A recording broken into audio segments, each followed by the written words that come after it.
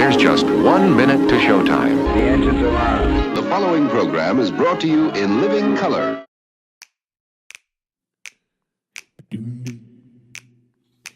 When they wrote up the systems and the rule set that we use, did working people get to write a line? What class of men on pen and paper jotted down their clues, with capital the heart of their design? When 90 million want a thing, but some shareholders say no, which class of people get to have their way?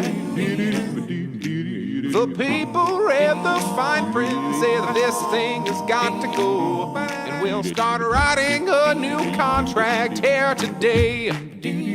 Don't you know that hundreds will work and one man keeps the money? They don't think they gotta tell us why. When they say the new social contract, all the bosses will be gobsmacked and everyone will want a sign. Oh, yeah, everyone will want a sign.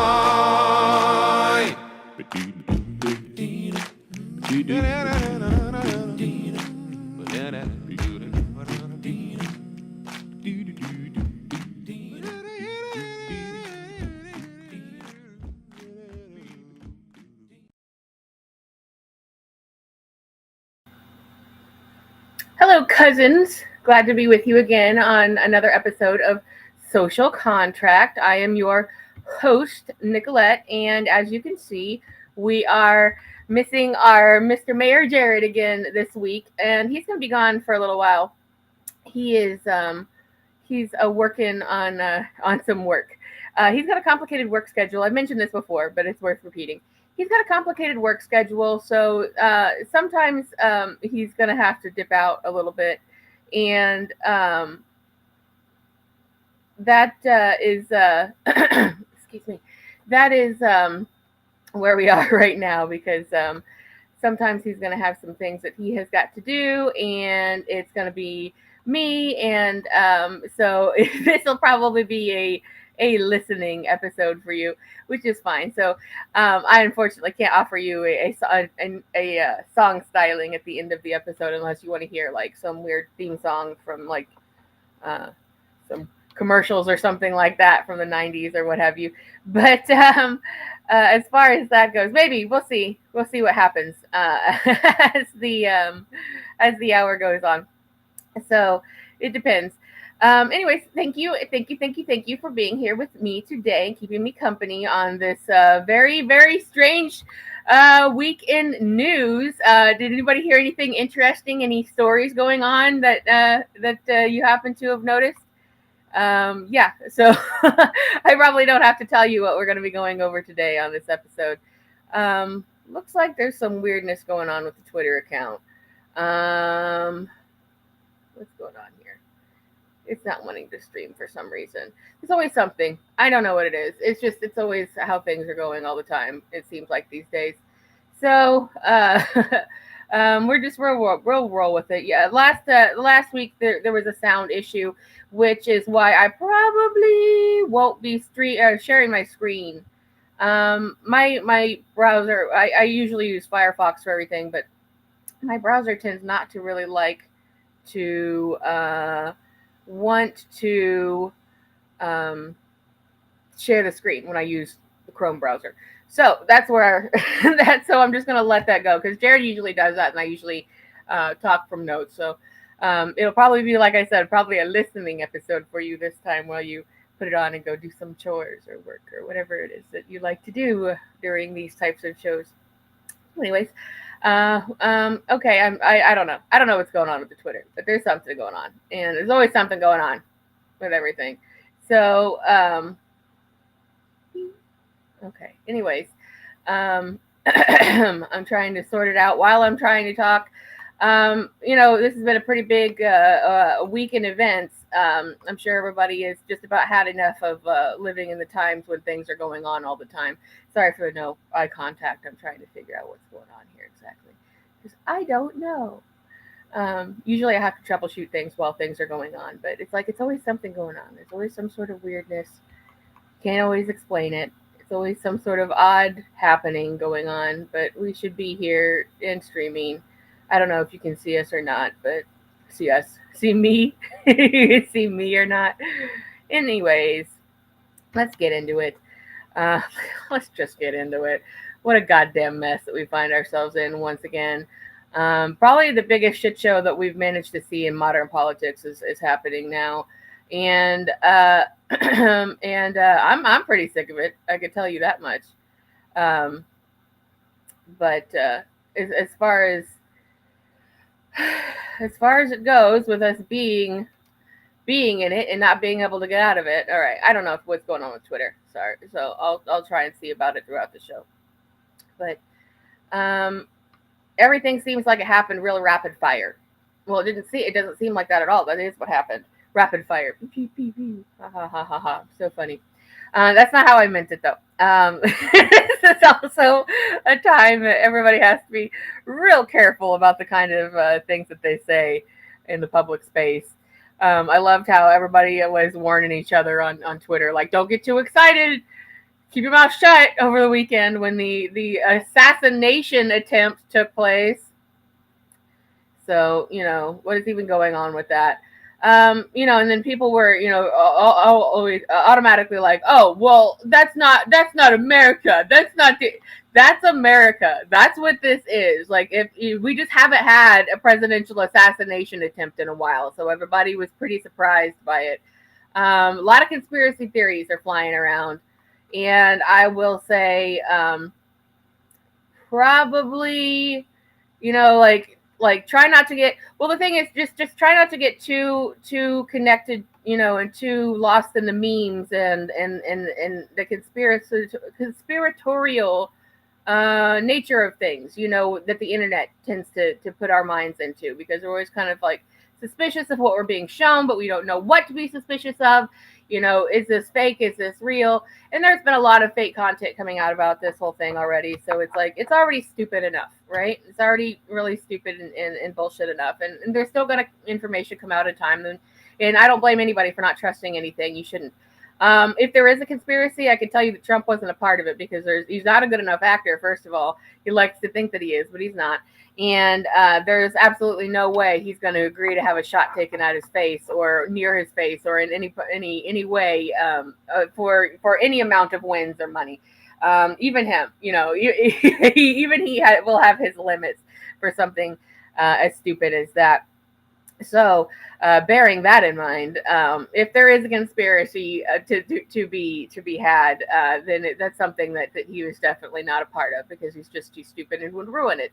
So he'd be so excited to tell everybody that they orchestrated it, that he was a part of it, he thought of it, and it was his idea and all that horse shit. So just try not to go down that road and use your best differential. Opinions about what's going on. Yes, hello to Are You Time Traveler 2 in the notes.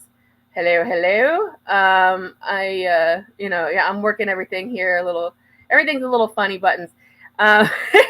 It's funny, by the time that Jared does come back, I'm going to be so feral. He's going to come here and I'll just be like about everything, because I'll be so used to just doing it on my own during this stretch. It's also, it's because of the summer. There's always more going on in the summer. So, but we will have him back soon. And we're looking forward to that. Anyways, yeah, so it's I don't want you all to fall into the conspiracy idea too heavily. I mean, like, enjoy the memes and enjoy it to the point that you can. Watch what you say, obviously. You don't want to knock on your front door and somebody holding up a bundle of printouts of your tweets. God, nobody needs that right now. Like, on top of every fucking other thing right now, does anybody really need that going on? And it's been a stupid time. This brought out the stupid. This, like, we all knew, everybody on the left already knew how stupid this was the whole time. Not just like, one side or the other, but both parties who are one party ruled by corporations. We all knew how stupid this was. Pretty much no matter what, this has not come as any kind of great surprise to anyone. So, this is just pretty much standard operating procedure if you've been standing on the outside watching this for a while. So, man, I hate it when things go wrong. Everything is stupid. Okay. Anyways, whatever. We'll roll with it. But the maybe I can patch it in somehow. It's not running on, it's not rolling on YouTube, or it's not rolling on Twitter like it should be, and I'm not sure why. And it seems like it's always something going on. Some dumb thing is always happening when I'm trying to do all these things. But at least I think the sound is working, so if there's something you can hear from me at this time, opposed to last week where there was no hearing me, I guess. So I'm gonna pop this link into the Twitter here real quick because I just don't know what's going on. But I'm getting real tired of telling everybody that there's tech problems. I just hate how nothing works together the way it's supposed to work together. So, you work one program and it says, oh, everything's fine, it's working, everything's good. Then you work another one and, it's just like, oh, no, never mind. Actually, that doesn't work like that. Everything's a mess. I just hate how nothing works together the way that it's supposed to work together. It drives me insane. It's such a hassle to have to deal with everything, that way. So anyways, where were we? Pulling my notes back up. Okay. And I do, even though it's like we want to jump into the conspiracy theory of everything, and it's really easy to go down that route, you have to also realize a lot of what you're seeing is going to be faked, either for joke, meme purposes, or, for any real issue, any real whatever is there's going to be, something going on. Somebody's always got to, maybe comment saying the bots are blocking my content. I don't know what the situation is. Something obvious I'm going to have to look into, because it's not like they give you notifications, things just go wrong. So anyways, let's talk about what's been going on. So it's kind of, and another thing, it seems like really odd timing that this happened like, a couple of days before the RNC convention. And, if it was a conspiracy, I think that it would have been handled a lot better than it actually was.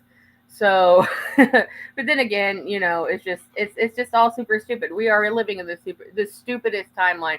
And this really did bring out the dumbest people that could possibly, on, if you want to even call it both sides, but, and I think that the dumbest part of it was, the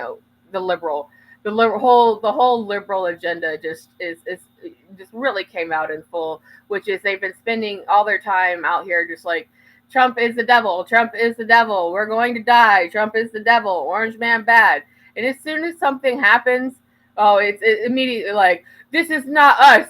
Get well soon. Everybody, we got to pray for Trump. It's like, for Christ's sake, would you assholes make up your mind? Pick a fucking side already. Like, I can't stand this constant, like, playing of both sides nonsense. And that's what the whole thing of, that even makes a stronger argument for the uniparty anyways. I've said this many, many times, and I'll say it again. There's a saying of when you scratch a liberal, a fascist bleeds. And it's completely true, because liberalism enables capitalism. If this was Pee-wee's Playhouse, it would be like, I'd print that out and hold it up to the screen. Commit that to memory. Liberalism enables liberalism enables fascism, and capitalism is fascism. And that's where we are right now. We're stuck in a like, I can't think of like a more unified, singular vision and practice of how things have gone for an election, like in modern time, even looking back into recent history, because we're talking genocidal fascist versus genocidal fascist. And there's really no difference between them, because there's only a few corporations that float these people's boats and a few really huge PACs, So, and our PAC, which is like the liberal, the Israel, the PAC of Israel, essentially pays all of them. They don't care, they don't see it as two separate parties. They see it as people that they get to do their bidding no matter what. And that is what's happening. And that is what's always happening. And when you have money, and I'm not going to use a stupid dark money nonsense, but money is money. It doesn't matter where it comes from. It doesn't matter if there's, you have to look and, pull the Scooby-Doo mask off of somebody and be like, oh, it was them all the time. Money is money. It doesn't matter. If people are able to put money into an election, money into politicians, then that is not a fair and just and unbiased system. And that is what we are dealing with. And that is how we got to this point. It is genocidal fascist versus genocidal fascist. The only difference is what color tie they're wearing at this stage. And then, we really are seeing, it's hard to see a future in this, honestly. It's like, this is a system that has been going on, for, like 300 years at this point. And that, which has never really been a very good one, if we want to get historical about it.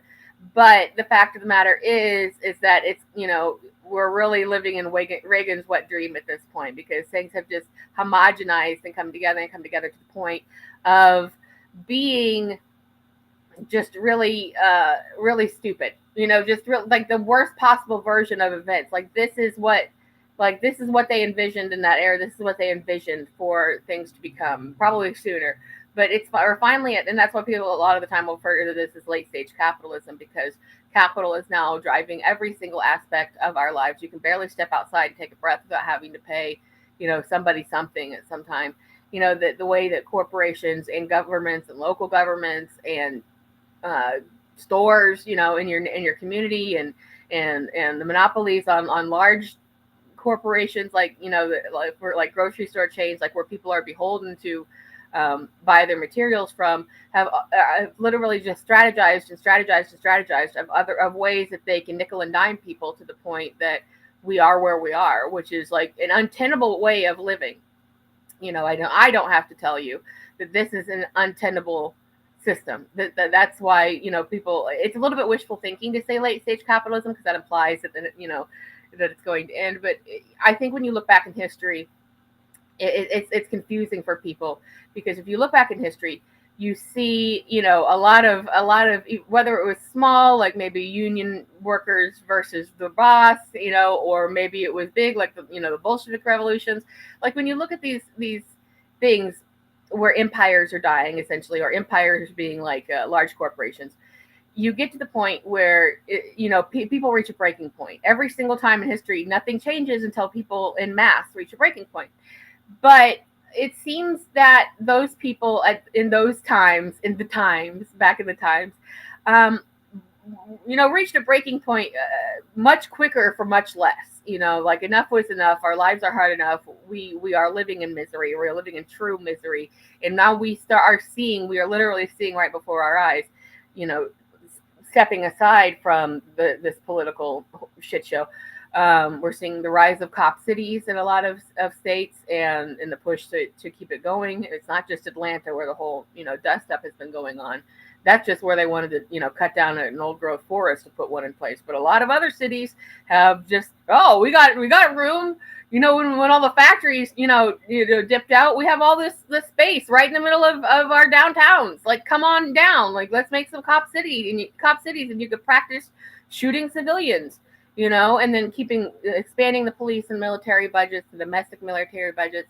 We see that happening. And then on top of that, well, I guess not on top, but together, you see the push to criminalize homelessness and outdoor living and that kind of a thing, as if those people have a choice, which means that those people, I guess, if there were enough infractions, would be jailed or put into the criminal system, just like the school to jail pipeline that happens in a lot of cases to young people, because that puts them in the system. Because then also, so many corporations in this country rely on prison labor. They are farmed out. They are literally farmed out, in a slavery style way that they figured the legal loopholes out on how to do.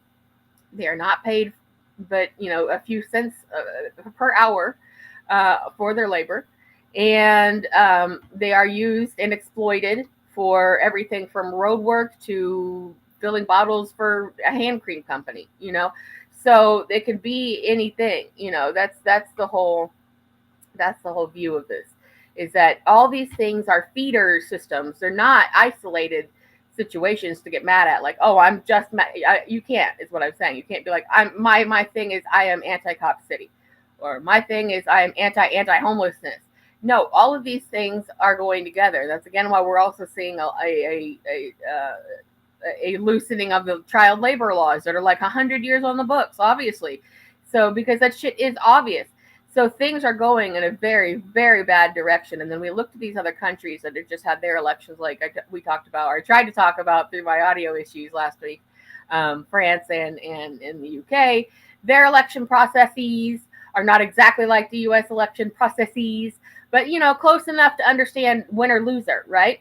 So, and they have both decided in both of those countries to significantly move to the left, and away from authoritarianism and away from austerity, and then everybody's looking at the United States like, if this is what you bring to the table, like we're supposed to want to work with you on this stage. And that's why you're seeing now. This is a I don't know a ton about this. I'm still trying to learn about it. It's a little bit difficult, but it's fascinating. But this is also where the whole BRICS thing comes into play. And this is like a financial dealing, kind of a partnership. It's sort of like the anti G7, G8 kind of situation. And they have a Twitter account, but it's completely gone rogue. It's completely useless at this point. So it used to have information. It was like, these countries are joining together to, essentially eliminate dependence on the U.S. dollar, which I think is a great thing, because it shouldn't be. The whole world shouldn't be beholden to one country, no matter which country it is. So, there's that. But and I'm kind of straying away from things, but it's like, everybody's talking about the same things right now, and it's all under the same umbrella, because everything is that there is no good choice here. And what we're really looking at, I think, also is that and we've talked about this before in the past. You can check our previous. I don't know if we're getting fact checked here or not. You probably shouldn't, honestly. We're not that kind of a show. We're sort of just like the fed up citizens of having to live here. So we say things a lot, but we don't just talk out of our asses. We are paying attention. But with the situation we find ourselves in, which is, genocidal idiot versus genocidal idiot, capitalist tool versus capitalist tool, like, how did we get here? And we can't, you say like, oh, blame Reagan. Well, yes, blame Reagan. But like, if you want to like really look into the situation, it's because when, and like I said, we've mentioned this before, but it bears repeating. If a political party, neither political party is afraid of losing. In fact, a lot of them want to lose. And the reason why, especially now, this is a time when essentially the Democrats have set themselves up to lose, and are doing it very, very publicly, because even though they may have, whatever was going to happen before this assassination attempt situation, that shit's all out the window. Because I'm going to back up here a little bit. Because what ended up happening with all of that is now, and then all the cases against Trump getting dropped in this, they have now, the media and these incidences have created a folk hero in Trump, like it or not. That's what's fucking happened. And that's exactly what we didn't need at this time to, put any kind of credence or goodness or, folk heroism, onto him. He didn't need any kind of good publicity. It should have stayed in the negative.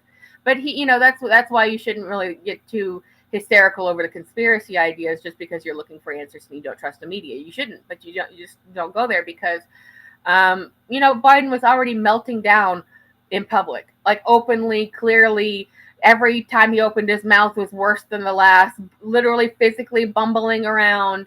When we can get into the elder abuse argument, but I really want to remind people that just because this happened to him and his old age really doesn't mean that we should sympathize with him or feel bad for him, because he has been a monster his entire fucking life. Let's not forget that. Let's not gloss over that, because it makes us feel like good people for not being ageist or not saying, well, he's got a condition that he can't control, blah blah blah. So in the reason that the Republicans didn't need to go down this route necessarily was because that was already happening in plain view. And in most cases, Trump was leading in the polls, sometimes by double digits. You can look at like every single poll if you trust the polls, and some of them have to be right. He was already leading everything. So there was already that. So there was, they didn't need to hatch this half-baked plan of maybe he got grazed by a bullet, maybe glass cut his face, because we all saw the photos, we all saw the videos of him kind of check his face and start pumping his fist and yelling fight. And when that happened, everybody on the left just let out a collective sigh. Wherever you were, even internationally, I could hear it. Everybody could hear it. We were all posting the same shit at the same time. The Democrats are fucking cooked. This is over. This is shutout over. This is full on 100% done. They have no chance at winning now anyways. And up to that point, it really looked like they were going to parade Biden around, let him deteriorate publicly and obviously and clearly get worse and worse and worse, and then do a bait and switch with Gavin Newsom.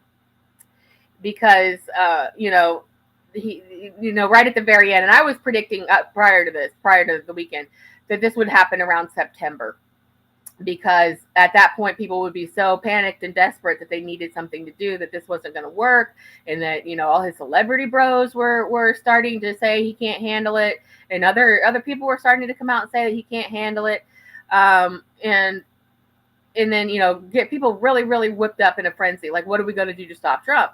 And then quickly push forward Gavin Newsom, and then say, like, oh, well, this is the guy. He's our dude. He's going to do everything you want him to do. And all this stuff that Biden promised he'd do at the beginning of his last term when he had the majority and didn't do literally any of it, and is promising to do it again if you reelect him.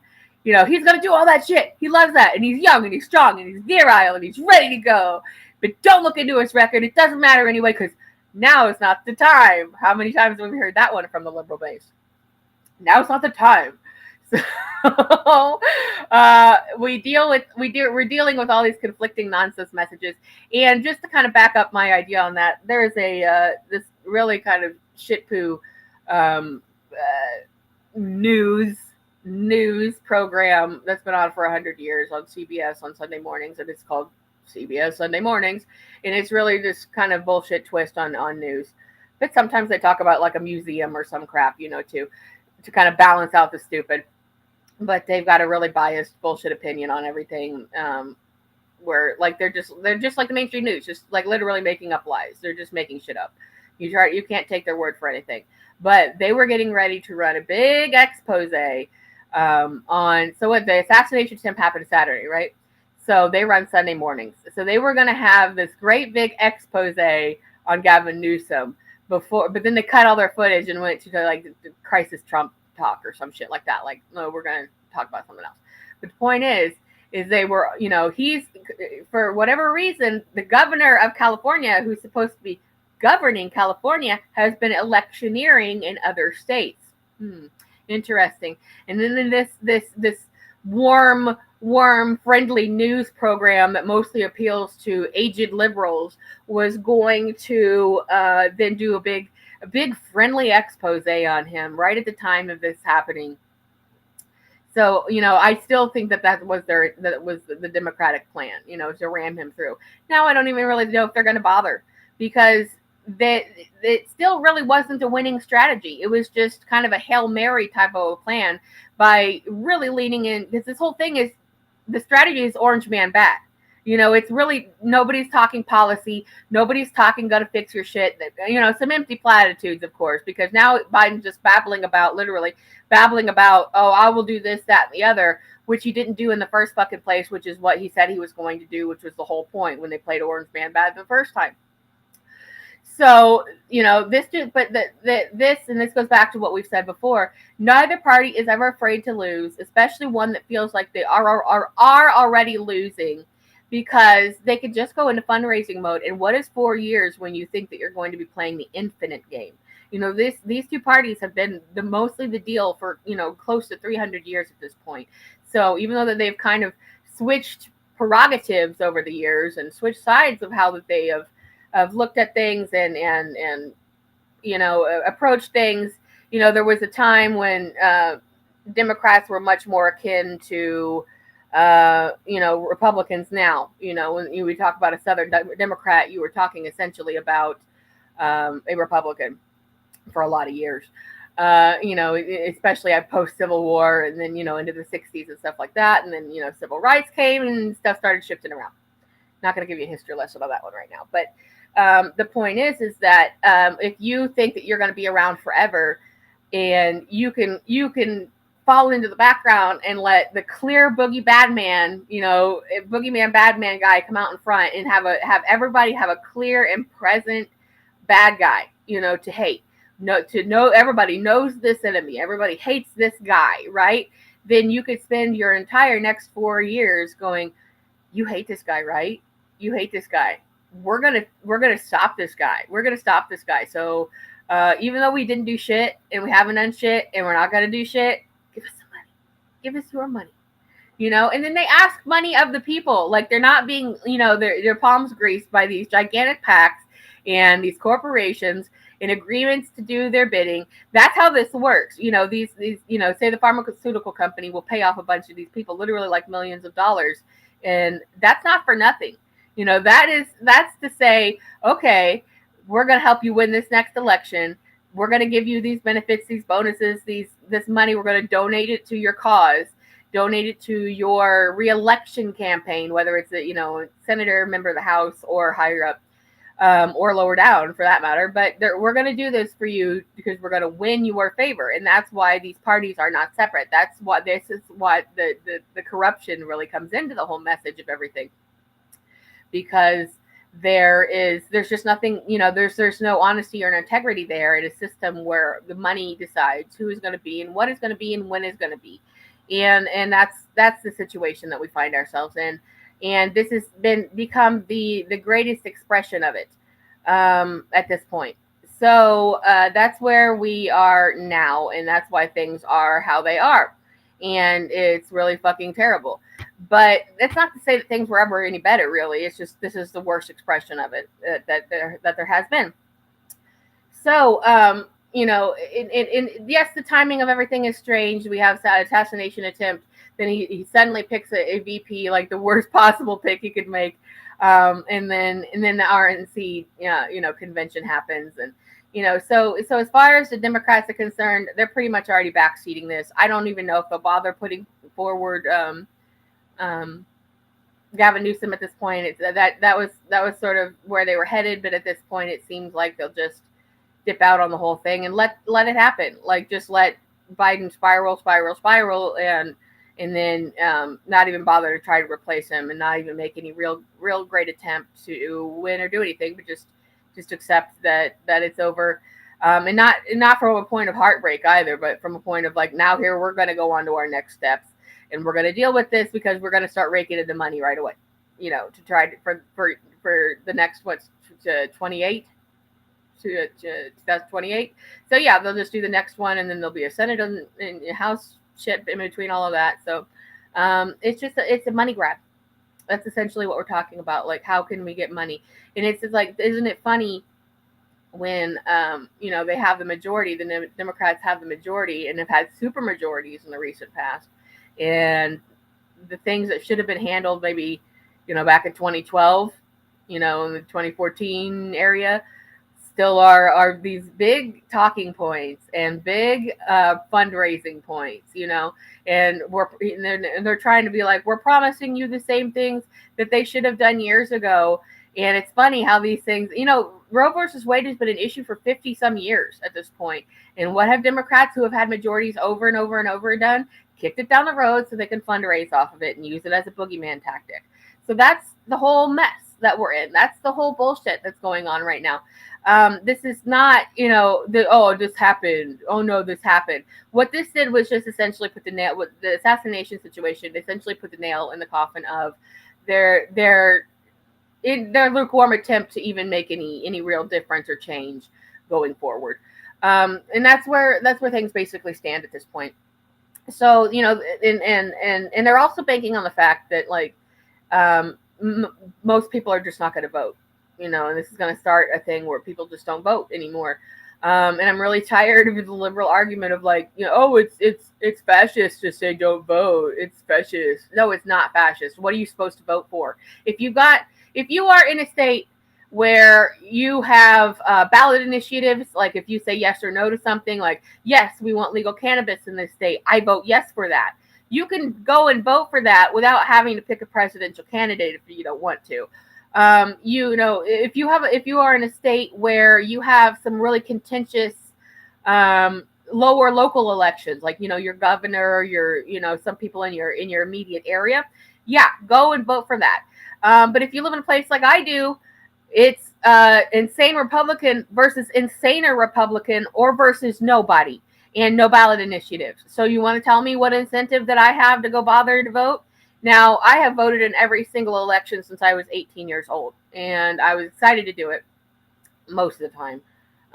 Let's say I wasn't just like, oh, my patriotic duty, but I did for a long time kind of buy into that my vote counted. But if you have, being a millennial, if you are a millennial and you've been voting since you were a teenager like I have, then you have realized there is nothing to vote for, and there is no point to any of this. This is all horseshit, smoke and mirrors games. Now, of course, there are third-party options. For God's sakes, don't vote for Kennedy. That's not going to save the day, I'm telling you. But if you are looking for, if you're like, I have to vote, I have to do something, then I would, in that case, recommend Jill Stein. I'm not advocating necessarily, like, I'm not like, I'm throwing my weight behind. No, nothing like that. And like, I'm not speaking for Jared when I say that. Usually he's cool with me talking for him because we're so, politically aligned, but I'm not saying that. I'm just saying that she is, out of everybody, the most viable option, even though the Kennedy is treading on the Kennedy name and all these crazy bullshit things that he has to say. Let the brainworms talk for him most of the time, I think. He's polling a lot higher as a third-party candidate than probably most third-party candidates ever have, maybe since Ross Perot. But that's not a viable, that guy, couldn't find his ass from a hole in the ground. So just don't go down that route. But if you're looking for an option, then I would say her, if that's what you want to do, because I haven't even made my mind up yet about what I'm going to do. I have no real reason to vote in this election in anything locally, or there's no ballot initiatives for me to vote for. And in the big situation, there's nothing there. So I may, if I decide, or something changes, or more people become aware of what she wants to do, which essentially is just aligned with leftist values, which are just human fucking values at this point. Like, yeah, we should be able to live decently and just live, and all this nonsense needs to stop.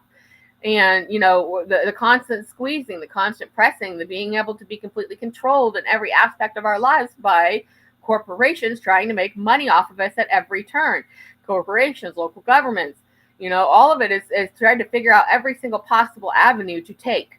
And we are getting nothing in return. And that's why everything is horrible. But we now managed to have plenty of money for, Ukraine and Ukrainian citizens and their pensions, and to keep doing war in Israel, or in Palestine, supplying Israel. And either way, also be fully aware that whichever guy was theoretically elected, but we know which one it's going to be, they're going to finish the job. So there's really no stopping it at this point. Everybody's, don't give up, and it's really important. And so I'm really glad to see the united front that this situation has really created around the world. It's really opened people's eyes to a lot of things. I think that's great. But I think it's also, there's no recourse. We can't do anything about this kind of situation, and that's the problem that we run into. And that's the reason that we're such a militarized country, and it's such a heavily policed country, and the reason why we militarize the police. Like, all these senators and all these former politicians and Barack Obama all came out and they're like, we don't do violence. We don't do violence. Meanwhile, you have completely trashed a bunch of kids, like, on their own campuses trying to protest genocide. Go fuck yourselves forever. Okay? Like, that's basically where that stands.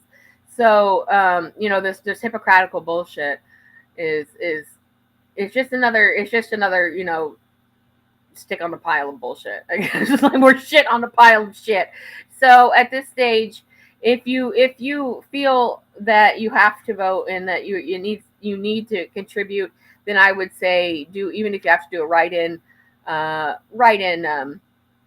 Jill Stein, because she's really the only competent third party candidate. And last election, I wrote in for the first time, but I wrote in Howie Hawkins, not because I literally believed he could do the job or was anybody for anything.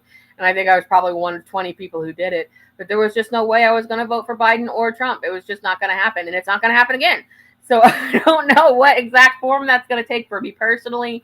And like I said, I'm not saying our show supports her necessarily. I'm just saying, she is the most viable third party option if you feel like you have to be part of it.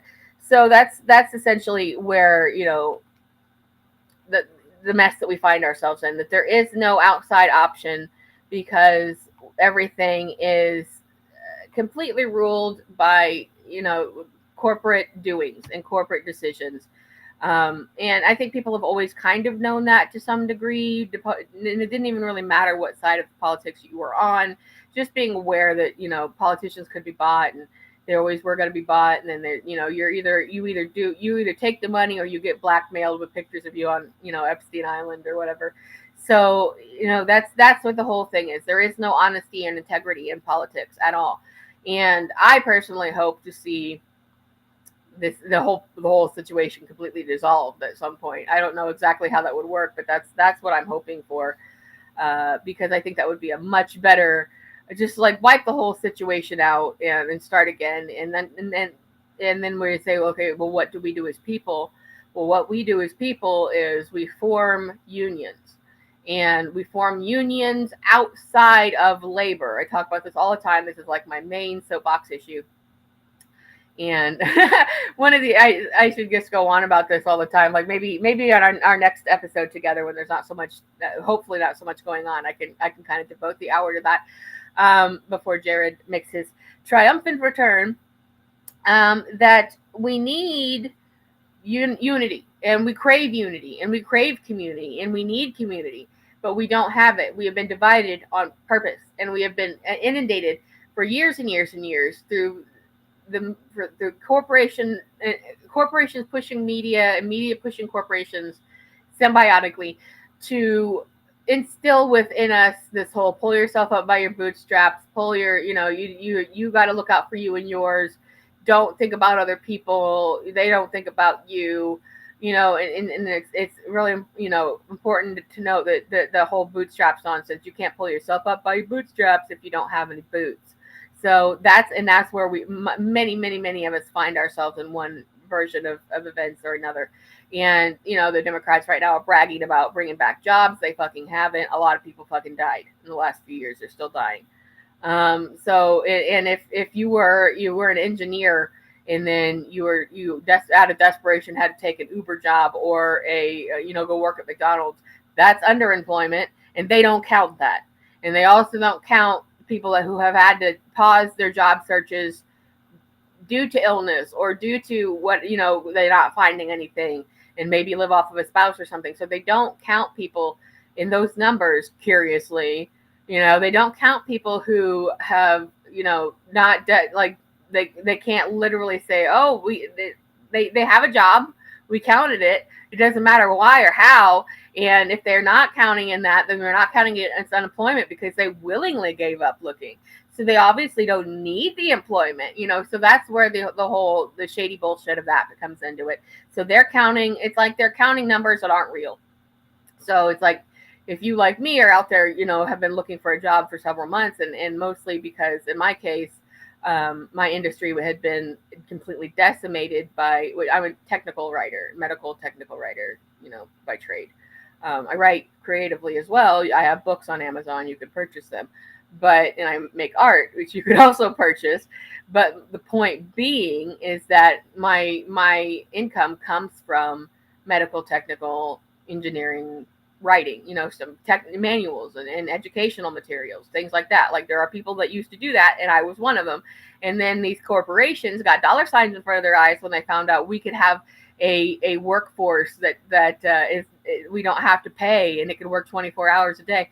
And they just completely fired their human, fired or stopped contracting the human workforce. And then they found out, just like what, this whole Google AI shit, it's the same information supplying the other things, unless they're a small, like an insular corporation that they use people to populate the information.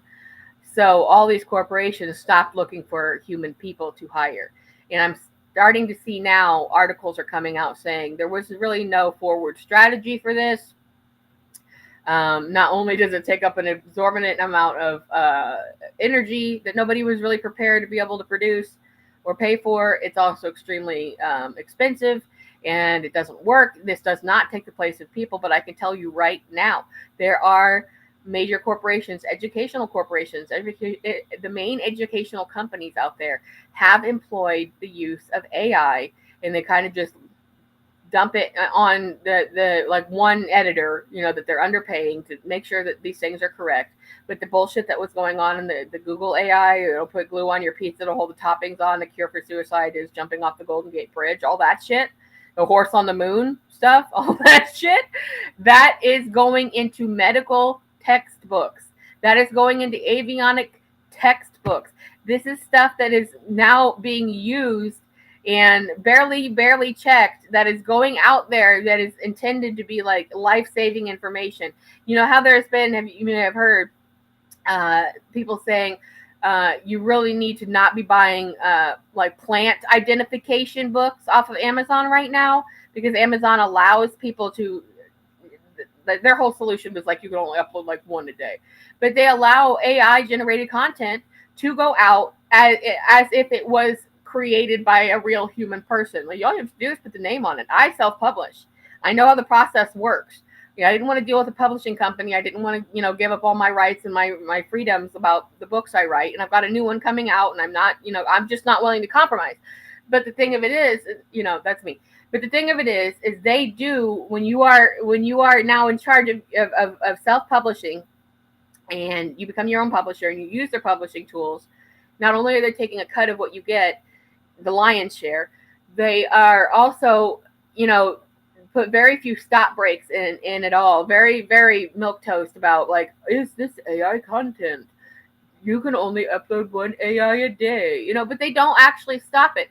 So that's why a lot of people are advising that, like, each other about, like, don't buy books about mycology on Amazon right now, or anything new that's been published in the past couple of years. Don't buy plant identification. Don't buy foraging information, because this shit is false and it will get you killed. And that's the situation that, this whole thing runs into. This is not just, ha ha ha, glue on pizza. It's this real life shit. And I can tell you firsthand, I have watched it happen. It has happened to me, and I know what is happening. Now I'm starting, like I said, to see people starting to say, this isn't viable. There's no way forward. When you look at technology like computers or iPhones or whatever, those things were decades in the making, but this just happened suddenly. And now people are kind of finding out the reality of it, that they can't really use it. But I'm telling you, that still doesn't make any difference, because the people who have made major investments into this are not going to give up on it. And because they are going to see automation as the way to get rid of their human workforce. Now, I don't say that because I am against automation at all. I think we absolutely should be doing automated shit. But, AI should exist to assist. AI should be an assistant in medicine or in mathematics or whatever the hell, to make things work better. AI should tell you what your fridge is empty and reorder groceries for you. It shouldn't be doing art. It shouldn't be stealing from artists. It shouldn't be confusing people about what's real and what's fake. We should not be living in that world. It really fucking should be illegal, to be perfectly honest. It should be illegal to generate AI content. Now, again, I say that a little bit hypocritical, because I did make one post one time, and I knew what I was doing, and I said straight ahead, I said, this is AI sucks shit. I used well-known stuff, and I just on my blog made up some pictures of what the Lord of the Rings would have been like had it been made in 1968, and then made the people, dressed in, different things like that. So, so I, you don't come back on me and be like, you're a fraud. No, I did do that. But it wasn't under the assumption that, I was taking someone's job away, or I was taking someone's art away, because it was just well-known pictures of people with well-known literature coming together. And that was it. It was just, that was all. So I confess to that. But the fact of it is that that isn't really going away, and it is killing entire industries. Whether or not we as society were really ready for it, everybody hates it. Everybody fucking hates it. All these people are done with it. Nobody wanted it to begin with. When you call customer service, you want to talk to a fucking person. The end. All done. You don't want to sit and talk to robots 100 fucking times. You don't have to sit there and say, press 0 over and over again, or customer service, customer service, customer service, until you finally get through whatever. And, know that it was all, then have them tell you, oh, we're experiencing higher than normal call volumes. That's not how it fucking works. They're fucking liars. And they got rid of their human workforce because they didn't want to have to pay insurance, or they didn't want to have to pay higher wages because they're on contract, or what have you. And that's, I can tell you that is all happening for real, not just in my writing industry, but in, hospitality and customer service. All of these jobs that, people did for always are now very messily being done by people trying to make, a buck off of people, but, that and not have to pay actual people to do the work. And that's where we are. So no, it's not really going away, but it's also maybe going to slow down a little bit, which I hope, because I know a lot of us are out there looking for work, and we're finding, a lot of stop blocks in the way of that. And, a lot of our stuff is not even being seen, because if your whole industry is out of work, these places that are putting up ads on, Indeed, or wherever you go, they're getting deluged. So they're seeing maybe like the first 5 applicants or whatever, and not really thinking about it further than that. So that is something that, maybe I'll dig into a little bit further later. But what I was getting into, the idea of, was that how do we fight the powers that be then? How do we resist this? And that's going to be done through, you heard it bandied around for years at this point, general strike. A general strike, is not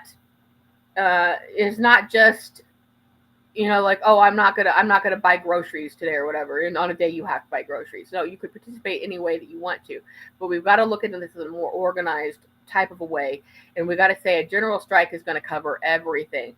It's we're not going to go to work this day if we can. We're not going to, we're not trying to get anybody fired here, but, if you could say, I'm not going to work this day, I'm not going to shop on this day, I'm not going to pay my, we're going to say we're going to do credit strike, we're not going to pay credit card bills on this day. And the fact of the matter is, yes, there are always consequences to these things. But just recently, and I forget where it was, but just recently I saw a headline, I didn't really get to follow up on it, that somewhere had just formed a community had just formed a renters union, and ended up cutting their rent in half, because then they finally had these runaway landlords by the balls. And that's how it works.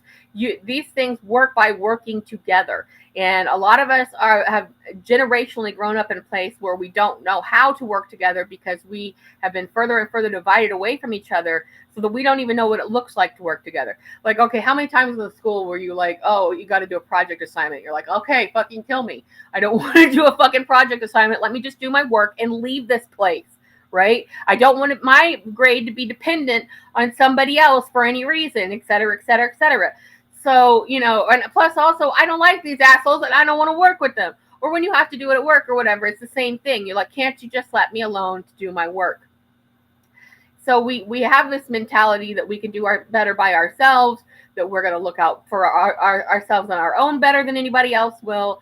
And that's exactly what these corporations and the governments and these powers that be, there needs to be a more catch-all term for it. So we'll just say the powers that be, are banking on and are pushing the propaganda up that you can do better on your own. And it's not true, because that's why they want you to, just struggle, because like, if you are one person fighting the system, you're going to get nowhere pretty much, unless it's a big profile case or something like that.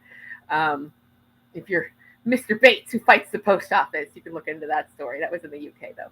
But it's like, if you're like one person who's fighting, the powers, you're probably not going to get very far. But when you unite with people, that's when the difference is made. That's when things start making sense. That's when things, click, and you have literally power in numbers. And that's where we need to go from here.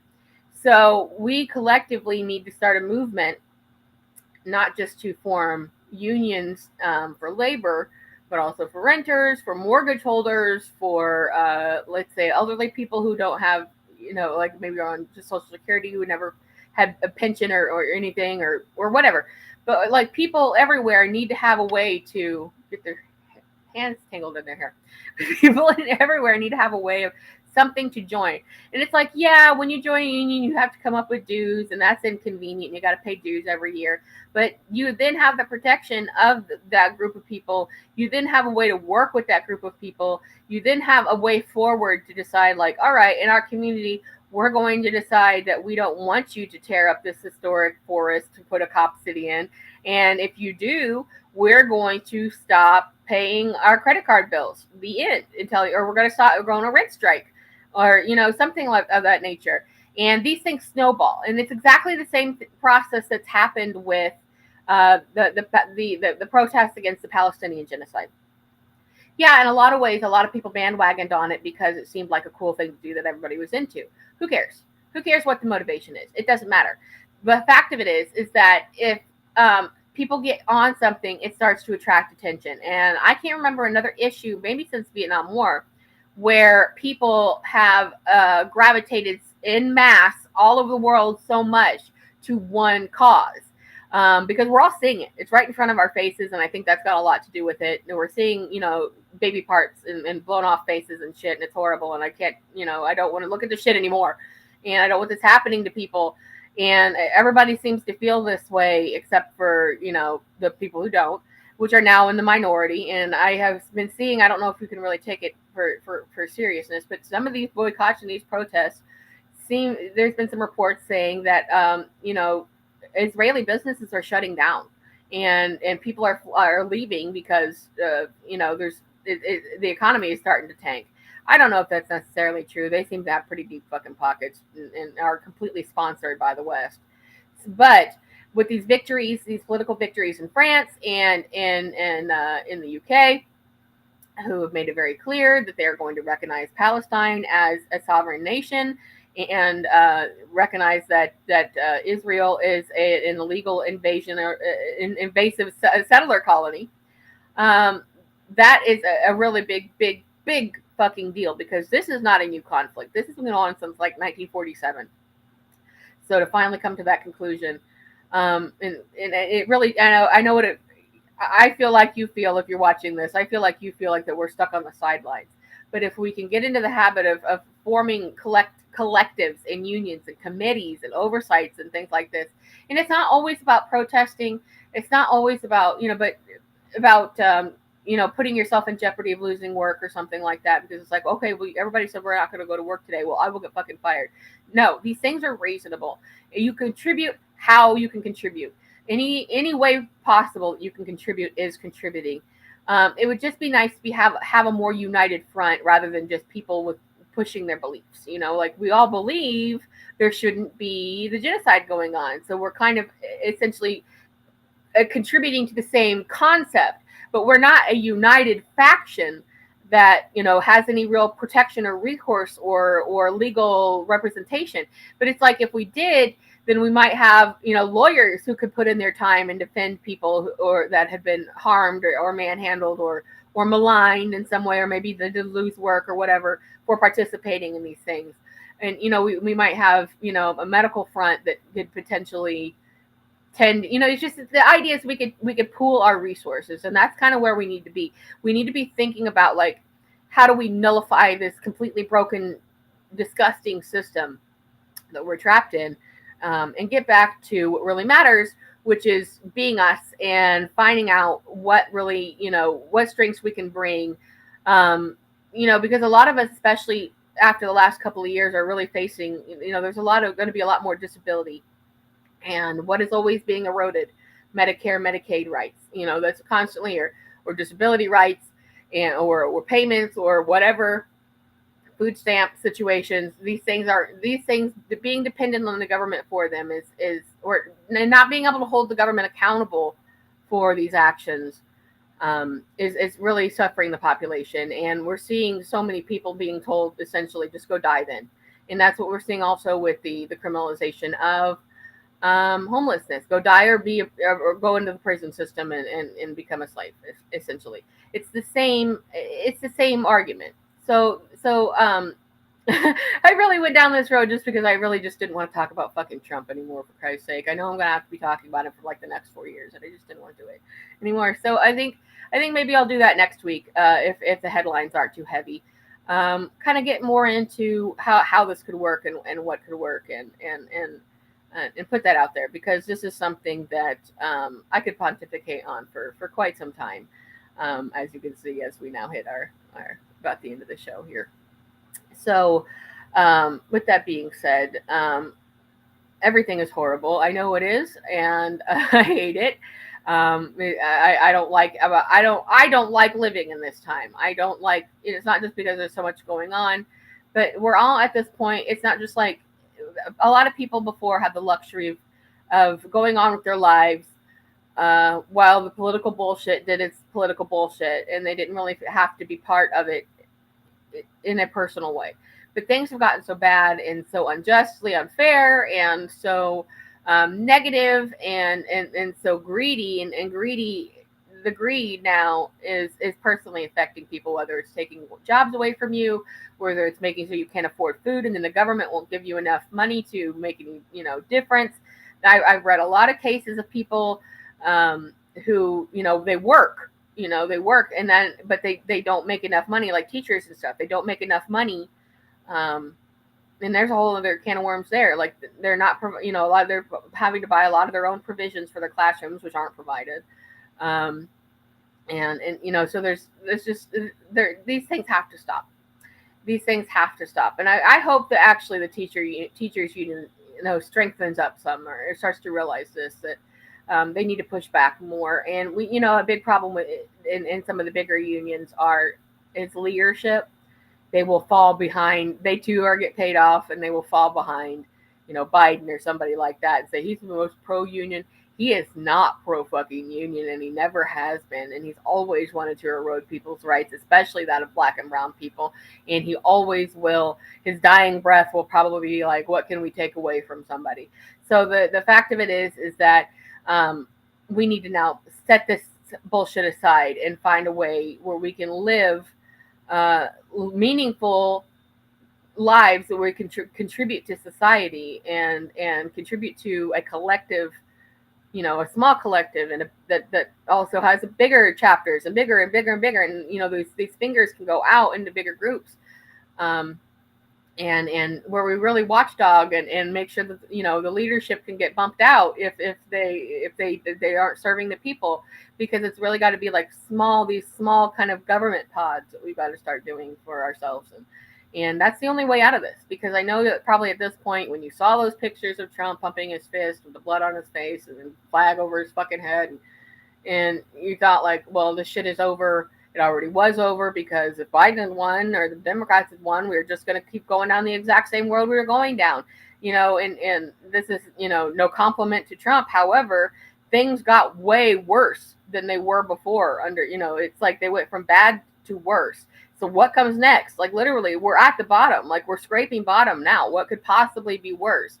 So, we're going to have to put our foot down here somewhere. There's going to have to be some sort of agreement, a social agreement, a social contract between us to say, let's start little groups of people around, even if it's just like, connecting on social media.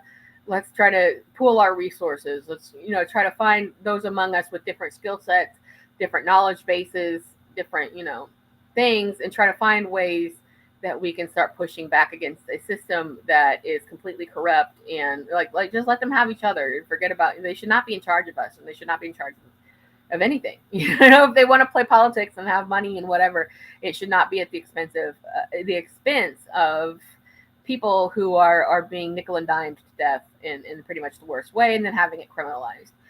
So I will talk more about that in our next episode, and I'm going to try to figure out what the hell went wrong with Twitter. I don't know. It's always something. But you can always catch our episodes after the fact, at your leisure. They are on Twitter. As soon as the broadcast wraps, you can find it there. And you can also see it next day on Rumble and Tumblr.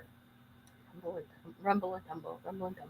So you'll see it there as well. And that's how most people like to see our stuff.